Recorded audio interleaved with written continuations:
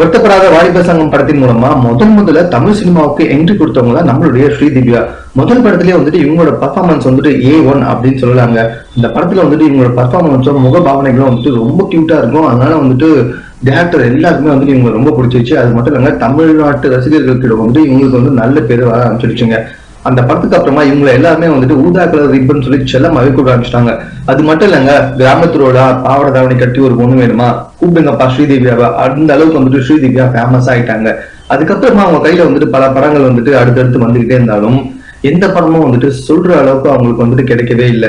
சிவகார்த்திகேயன் கூட முதல் நடிச்ச வருத்தப்படாத வாலிப சங்கம் ஹிட் ஆச்சு. அதுக்கப்புறமா சிவகார்த்திகேயன் கூடவே சேர்ந்து 2வது முறை காக்கி சட்டை படத்தை நடிச்சாங்க. அந்த படமும் வந்துட்டு ஓரளவுக்கு நல்லா போச்சு. மற்றபடி அவங்களுக்கு வெளிவந்த எந்த படமும் வந்துட்டு அந்த அளவுக்கு பேர் வாங்கி கொடுக்கல அப்படின்னு கூட சொல்லலாங்க.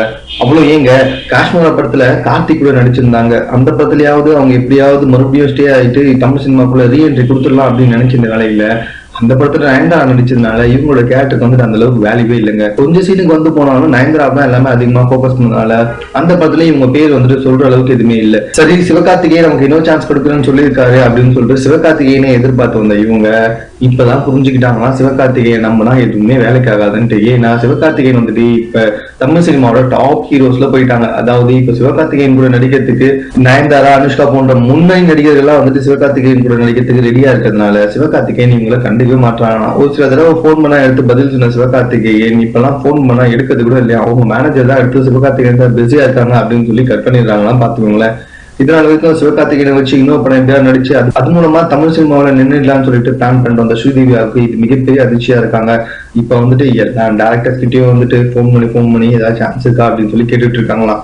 எப்படிங்க சான்ஸ் இருக்கும்? இப்போ வர எல்லா ஹீரோயின்ஸுமே மாடர்னா எல்லாத்துக்கும் தயாரா தாங்க நடிச்சு வந்துட்டு இருக்காங்க.